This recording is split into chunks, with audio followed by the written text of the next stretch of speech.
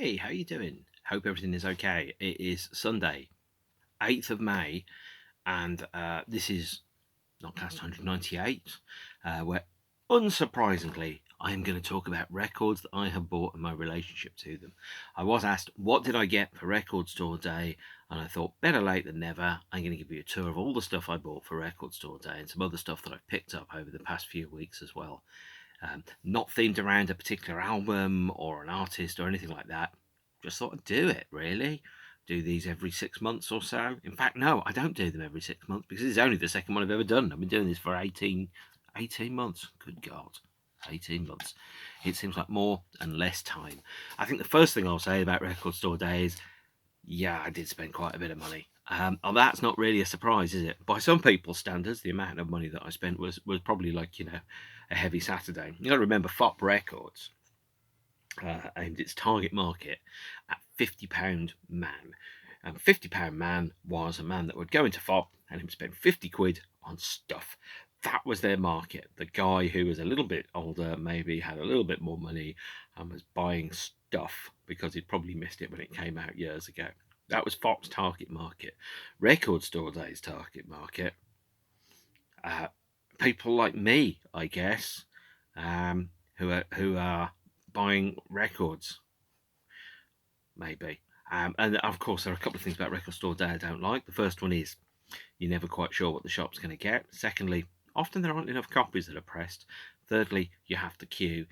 Fourthly, if you're not there on the store on the day and you're not in the front of the queue, you may not get what you want.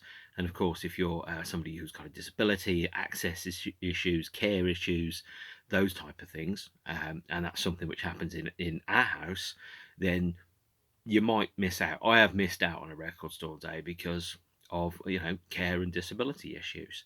It doesn't mean I love the music any less. It just means I have to pay the people after the fact a little bit more money than the record originally sold for. But enough of my yakking. Let's boogie. First purchase, David Bowie's Brilliant Adventures EP. This is a 12-inch 4-tracker.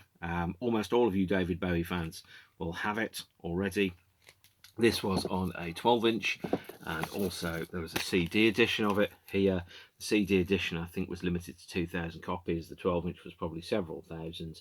I'm not quite sure. This has 4 songs from the Outside era, which aren't on the most recently released Brilliant Adventures box set, which is both exploitative and annoying. I think the CD was like £19 in some of the shops, which is a lot of money, especially for a 4-track CD single, basically. But what have you got on Brilliant Adventures? Well, the Brilliant Adventure EP has 2 previously unreleased studio tracks and 2 previously unreleased live tracks. The studio tracks are the Johnny Downloader, which is an early version of I'm Afraid of Americans, which is 95% there in terms of music, but with a different lyric, and an alternate mix of I Have Not Been to Oxford Town.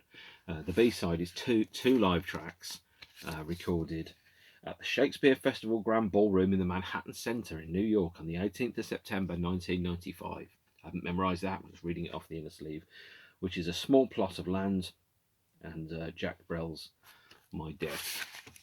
Mike Garson on piano. Why play one note when 1,417 could do? The second thing which I got, David Bowie, unsurprisingly, the toy.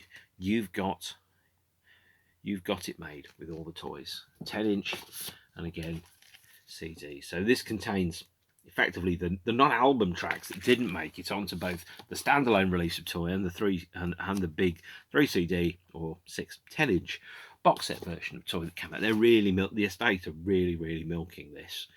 And obviously, as I've mentioned previously, dead people can't say no. So this is 6 tracks which were used as digital singles and B-sides to promote the release of the Toy album late last year. There is a radio edit of You've Got a Habit of Leaving. There's an alternate mix of Shadow Man. There's an alternative ending of Silly Boy Blue. There's a BBC session version of Can't Help Thinking About Me. And 2 live tracks from the Roseland Ballroom, I Dig Everything and The London Boys, which were recorded in June 2000. CD, again, limited to about 2,000 copies. 10-inch here with an inner sleeve. And it's okay, but it's certainly. I mean, I think this was £34.99 or something ridiculous for a 10-inch 6-tracker. I mean, clearly the estate know that fans of David Bowie, or at least the fans that matter to them, the ones that got money, um, aren't going to be spending their money on David Bowie concert tickets, so they might as well spend their money on David Bowie records. And really, I mean, being a David Bowie completist is a fool's errand these days. It really, really is.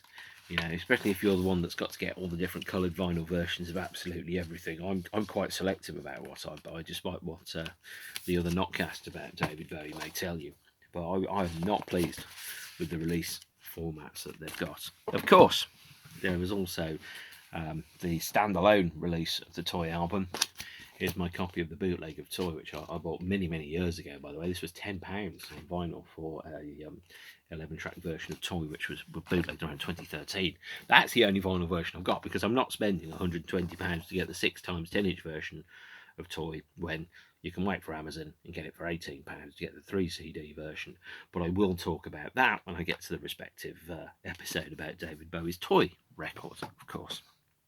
Other record store day purchases: Bernard Butler's People Move On, the B-sides, 1998 and 2021. So what Bernard's done is taken the B-sides from the People Move On album, 6 or 7 of them, and he's re-sung them as well, with the benefit of, I think, time and expertise. So effectively you've got, I think it's a 13-track album here, with the 6 B-sides recorded and released in 1998 on disc 1, and the 7 versions, including 2 versions of the track, I think the C, or is it Bye Bye, and these are on clear vinyl.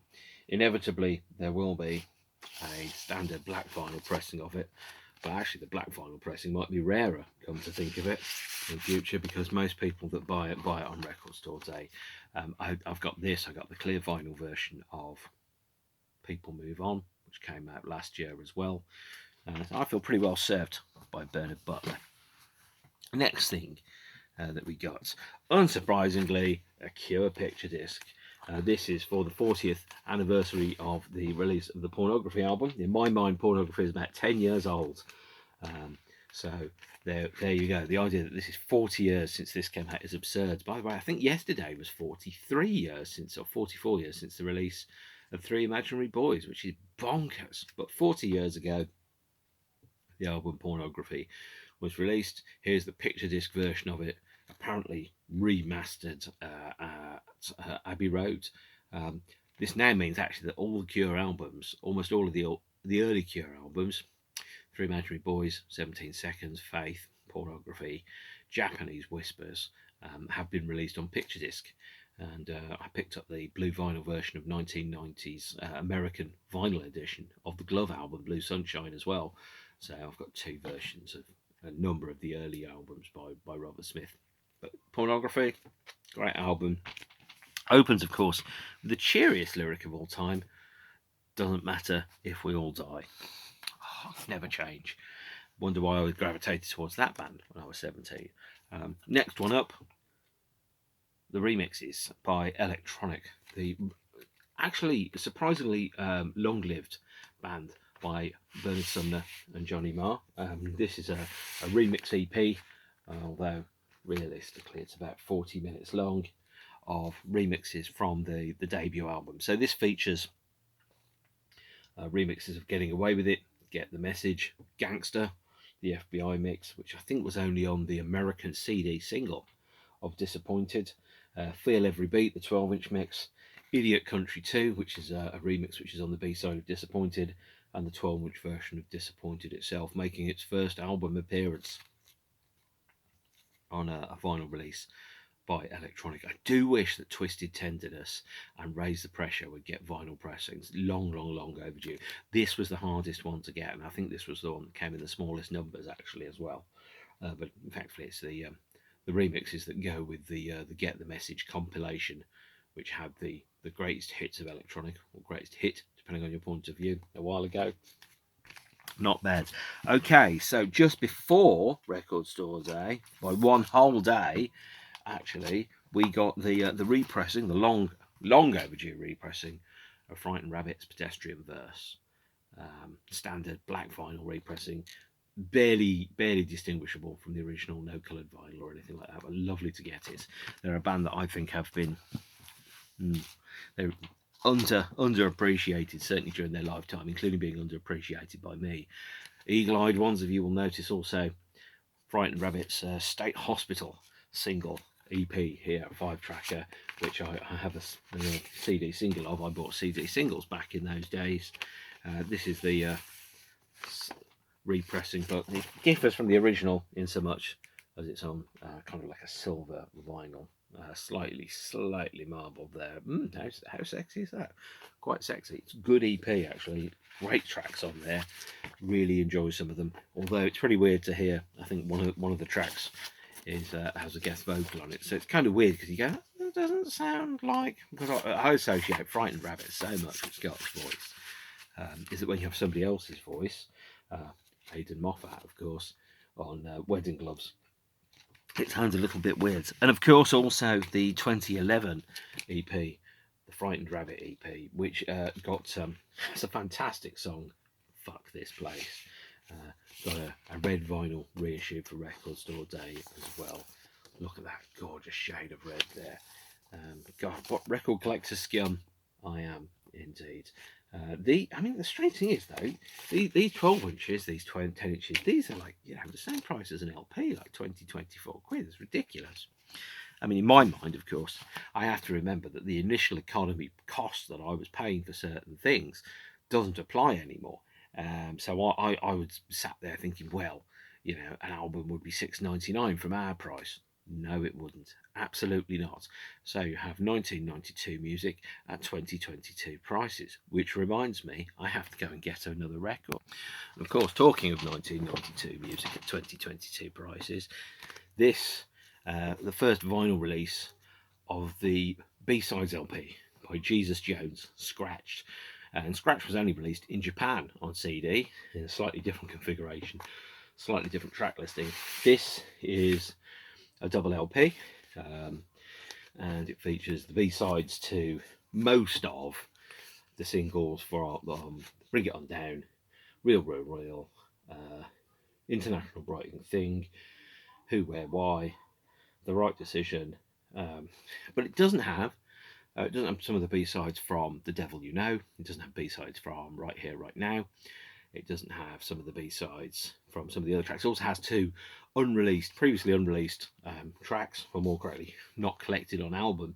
The instrumental version of Right Here, Right Now, and the CJM mix of Right Here, Right Now. But this is if you're into Jesus Jones, and I am, because I was, at the time, I think Jesus Jones were technically much more interesting and exciting than people realize. Look at this on a marbled colour vinyl. That is bizarre. Makes your head hurt. It really does. And I'm going to have to listen to this properly at some point. But just how gorgeous is that? Design. I mean, I love this, but obviously part of it is someone's looking at it and going, well, if we make it look like a cat's been sick on it, we can sell it for more money, maybe. I don't know. But there you go. Jesus Jones, B-sides, double vinyl LP, Scratched. CD is probably going to cost you about the same amount of money these days, actually. But it's makes a nice addition to your Jesus Jones collection, if of course you do like them. And if you don't, well, there are many people that agree with you and don't like them as well. So the next thing that we had was the obligatory Suede Record Store Day release. Here it is, Sci-Fi Lullabies, the 3 LP B-sides compilation from 1997, which is, by the way, Brett Anderson's third favourite Suede album, the B-sides compilation. The reason it's not higher is because half of it comes from one album sessions indeed. This is a triple vinyl. This was first issued on vinyl by Demon Records in 2014 when Suede put their albums back into print. And it's slightly different from the previous release. But where it is also slightly different is by the way, is the fact that it's on clear vinyl. So I haven't got Sci-Fi Lullabies except on the Record Store Day one, because I kind of thought, well, at some point, the record label are going to put these songs out on Record Store Day coloured vinyl. It just took them until 2022 to do it. This is one of the very, very best B-side albums of all time. It really, really, genuinely is staggeringly brilliant, actually. 3 LPs. It's got something like, the B-sides that go alongside the Coming Up album contribute, effectively, 4 sides of a vinyl disc here. Well, 4 sides of the LP, and then you've got 2.5 sides of the Bernard Butler era material. But this is one of the very best B-side albums of all time, available for the first time on clear vinyl or any coloured vinyl. And then what else have we got? Here, U2's Celebration, the non-album single from 1982, getting a 12-inch release for the first time. And there's two extra tracks on here. One is a studio outtake version of a Celebration, so an alternative studio mix, and the other one is a live version of Party Girl, taken from a show in Cologne. And my friend Giles plays guitar on that. They brought somebody out of the audience, and I think Giles was the guy, and he played guitar on Party Girl, which is amazing. That's a guy I know is on a U2 record, but life goals, eh? I deeply wish. Although technically speaking, I am on a U2 live recording, or 2 or 3 or 4. If making noise in between the songs counts as appearing, maybe it does, maybe it doesn't. I don't know. So that was Record Store Day. Pretty big day, pretty expensive. A couple of other things which I picked up around about the same time, and also around about the same month. So this is where I, of course, abandon all hope at any credibility, because I have a Moby 12-inch here, New York, backed with remixes of Porcelain, and the other 12-inch of New York, backed with Porcelain and In My Heart. And perhaps more embarrassing still is the Play the B-Sides vinyl album on red vinyl. It wasn't released on vinyl until 2017, and this is the red vinyl version from then. I definitely paid less than the going rate for this, because Moby is terminally uncool these days. I know people have very strong opinions about him and very strong opinions about his music. My view is, I still love the music, and I have to separate the art from the artist in that respect. The music doesn't betray any of the things which people don't like about him. Probably the element of fake humility and emotional immaturity, which I think has come out in some of his other statements and pronouncements over time. I mean, certainly around about the time that this came out, Moby was taking a lot of drugs and doing a lot of sex, and generally not being the most considerate and thoughtful of human beings. But that said, it doesn't show on the records, so this is an ideal Sunday morning LP. If you're a bit tired and you're waking up and you're going, well, I just need to put some music on and I just need to vegetate and explore inner space, this is exactly the thing for you. So there we have it. Now, other releases which have come out recently, which I picked up.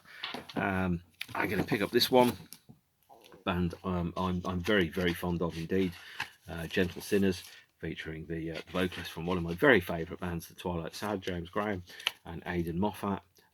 Did a 7-inch signed by both the members. I recognise those autographs. Those are definitely the guys. This is Killing This Time, and backed with DTM. It's a bit of a left turn from what you might expect for the Twilight Sad, but it's not the Twilight Sad. The music is different, and it's harder to get into. Not bad at all, but harder to get into. It's not so immediate, I think it's fair to say. Still some copies of this floating around.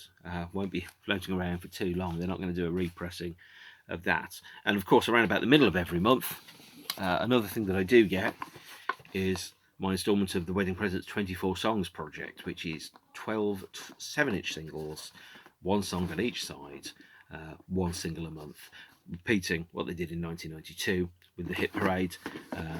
I have a subscription to it, so I got the box, which is handmade but also available. I've got a Christmas card. I'm not showing you my address there, and you get a greetings card, which is signed by Melanie has signed my one so far, and then you've got a different 7-inch every month.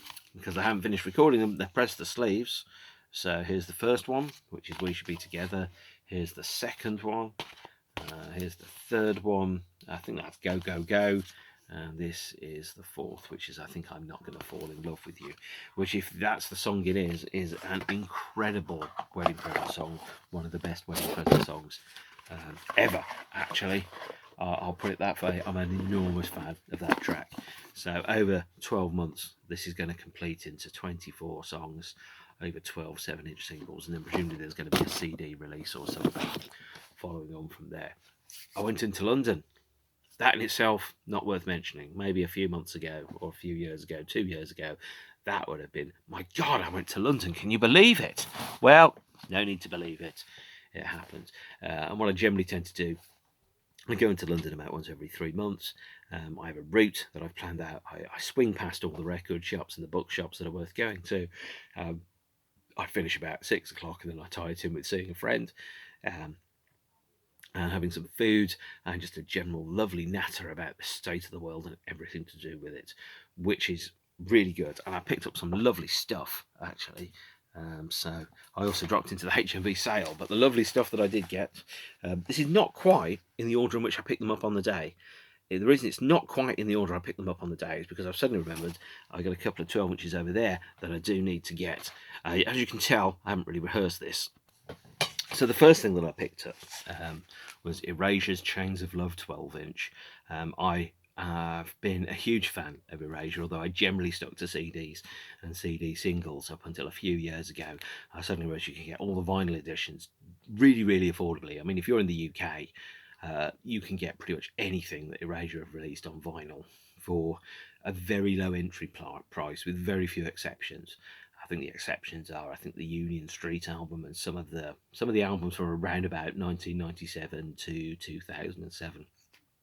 If you want to get the original vinyl pressings of them, they're quite expensive.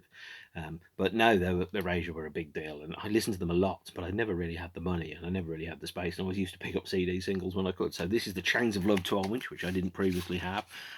This one, I've wanted this for a while. This is the Supernature 12-inch single. Or if you want to be really technical about it, it's actually the extra limited third 12-inch for the You Surround Me single. But since the You Surround Me single was backed with Supernature, for this, in a greeting cards pack, they had a 12-inch single here, which was just remixes of Supernature, and a one remix of You Surround Me on the B-side, that came in a special sleeve that was then in a die-cut sleeve that looked like a greeting card, and you kind of put it in there, and it felt like a Christmas card of sorts. This was quite expensive by Erasure standards. This is the most money I've spent for anything by Erasure, £9 whole, but it is pretty hard to get, actually. I haven't seen a copy out in the wild that's affordable for a very long time indeed. So the next thing that I got was the vinyl version of the solo album Far In by Fuzz Townsend. Fuzz is one of my very favourite drummers. He's a brilliant drummer, and he's played in a number of my favourite bands, including Pop Will Eat Itself and The Wonder Stuff, and a lovely guy. And his solo stuff is quite unique. It's very much of its time. This was released in 1999. And you can imagine it kind of follows a similar kind of sonic territory as things like Bentley Rhythm Ace, Big Beat, all that type of stuff. But when you've got a drummer that's doing it, it sounds a little bit different from when a guy that isn't a drummer that's doing it. So the rhythms are really fantastic on this. £5 this was. I was like, I cannot resist that. This one was a blind purchase. I didn't know I was going to get it until I got it. This is Vessels, The Great Distraction on vinyl. So this was £7. And Vessels have guest vocals from The Flaming Lips on the track Deflect the Light, and Erase the Tapes, which has a guest vocal by John Grant in. And each one of those appearances on their own I would have bought it for, but having two on there, £7 for the double vinyl, couldn't resist it. I am a mere human. I also picked up this record by the Deep Lips, which is a kind of like what's the word? A collaborative LP between Deep Valley and the Flaming Lips, and it's called Blam. And I love the Flaming Lips. There's something about, especially now they've got Steve Drozd in them. Before Steve was a member, I struggled with liking the band. This is the white vinyl version. From I think 2020, 2019 maybe, and I do enjoy this album a lot. There's something about the Flaming Lips that just makes me quite excited indeed, because nobody else quite sounds like them. Of course, you can take the view that perhaps one member of the Flaming Lips has started to believe his own hype a little bit. I think that's not inaccurate to say that, but I do like the results, and ultimately that is where I'm coming from with this stuff. I also picked up a 7-inch single by a band called The Rapey. You may have heard of them, the artist more popularly known as Therapy, clear vinyl, live 7-inch EP, Opal Mantra, live in 1993. This is a banger. I love Therapy. They're so underrated. A classic power pop trio that were probably both 10 years too late and 10 years too early. 10 years earlier, and they would be regarded as, in the same kind of wheelhouse as bands like Fugazi and Descendants and stuff like that. 10 years later, and everyone would be regarding them as the British version of Green Day, but they were just in the wrong time, and they've always stuck out like a nail in the rest of the world. I think a very underrated band. I love Therapy. Give them a listen. If you don't love them, that's all right, but you're wrong. But it's okay. Other things that I picked up when I was out. I picked up this is a monster of a release. Judas Priest, the complete albums collection. I grew up in Birmingham in the 80s, and it's the law in Birmingham in the 80s that you had to like metal. It didn't matter what it was, you had to like metal. That was the thing. Obviously, I had Metallica, I had Iron Maiden, I had Guns N' Roses. They were contemporary bands. Black Sabbath were quite old at that point, and Black Sabbath had Tony Martin and Glenn Hughes in, so that was embarrassing. And, Rent a Drummer, Cozy Powell. Judas Priest were these guys that they were quite old, but time has been very kind to them. I saw this, and this is a 20 CD or 19 CD box set, so it's got vinyl replica editions of all of the albums with Rob Halford, black and white book. So you've got Rock and Roller, you've got Sad Wings for Destiny. I think this is Sin After Sin. Each one of them's got bonus tracks on, by the way, songs that were written and recorded around about the same time, although most of them seem to be leftovers recorded from when they were going to do a double album called Twin Turbo, and they reduced it down to a single album and called it Turbo, and some live B-sides and things. There we have Stained Class, of course, Killing Machine, Unleashed in the East. This has the 7-inch tracks as well from the Japanese EP. Come on, British Steel, which by the way was the name of Rob Halford's gaydar profile at one point. What's this one? Point of Entry. Again with the standard cover, Screaming for Vengeance. God knows, I've forgotten what this one is. Defenders of the Faith. These are 2001 remasters, so they're quite hot, by the way. Quite compressed, but on the other hand, they're fine. This is Turbo, not the best album they ever made. And by the way, you should listen to You Are the Everything, which is a track that they recorded with Stock Aitken and Waterman in 1986. It's dog shit. There's about a minute of it that's circulating. Here's Priest live. Now, I had the option. I thought I could have bought the £400 box set, which has 42 CDs in it. But on the sleeve, this album, Priest Live, is called Turbo, which is bizarre. So, lack of attention to detail. Here is Ram It Down. Come on, guys. All the signs were all there.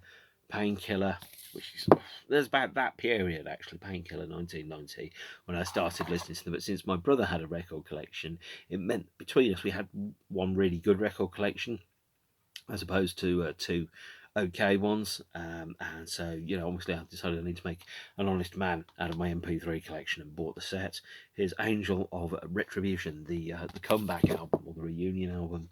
Then we have Nostradamus, the double, which has the longest Judas Priest song on, and A Touch of Evil live from 2009. Again, it was very, very affordable. Presumably somebody had bought the very, very recent box set and decided that they were going to make good on their losses, and they were going to get rid of the 2012 complete albums collection box set.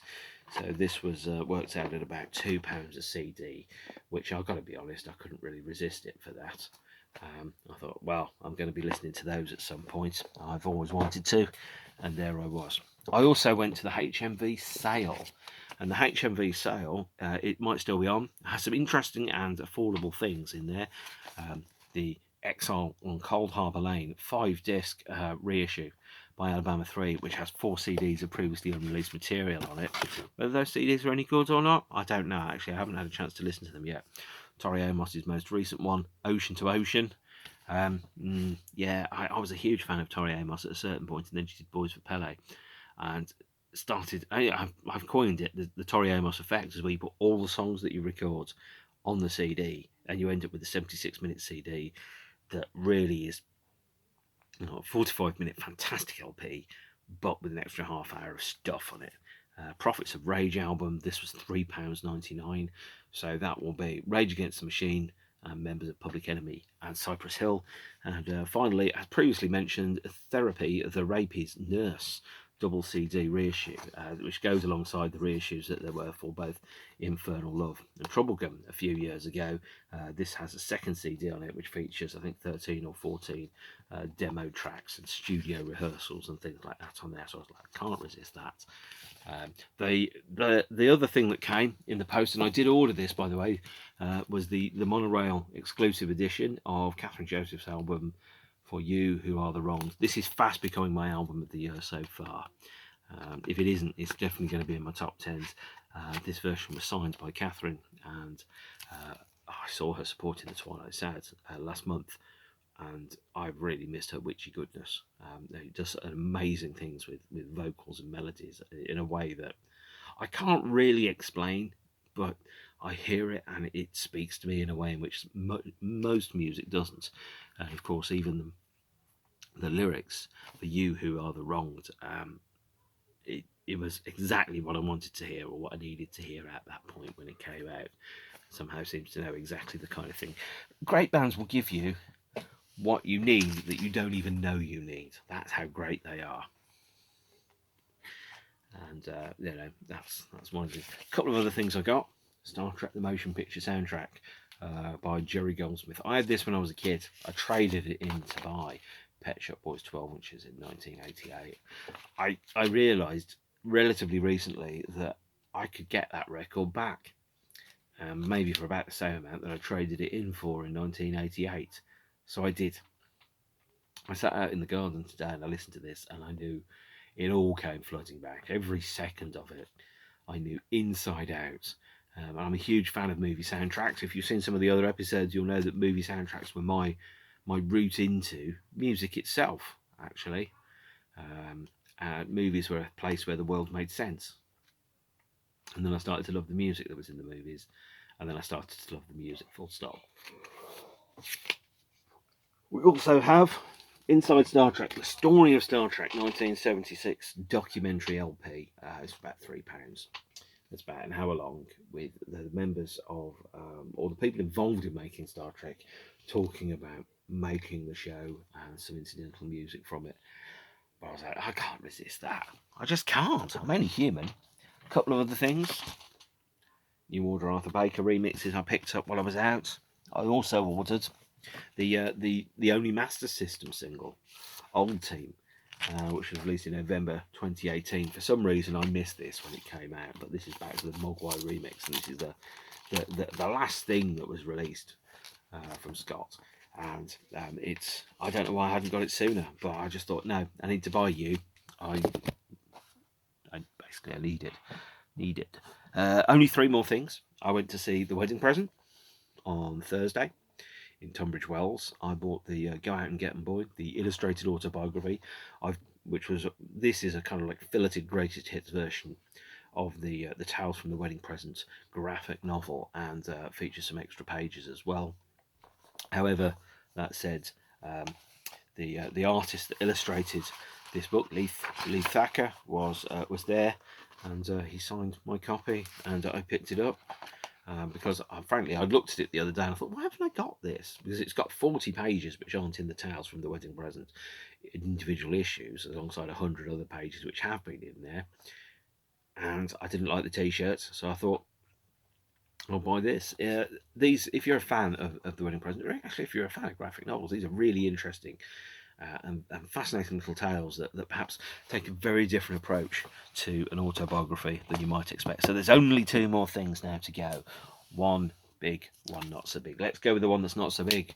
I bought the vinyl version of Tangerine Dream's Miracle Mile soundtrack. This was issued in 2018 for Record Store Day in a coloured vinyl edition, and there was also a black vinyl version that came out.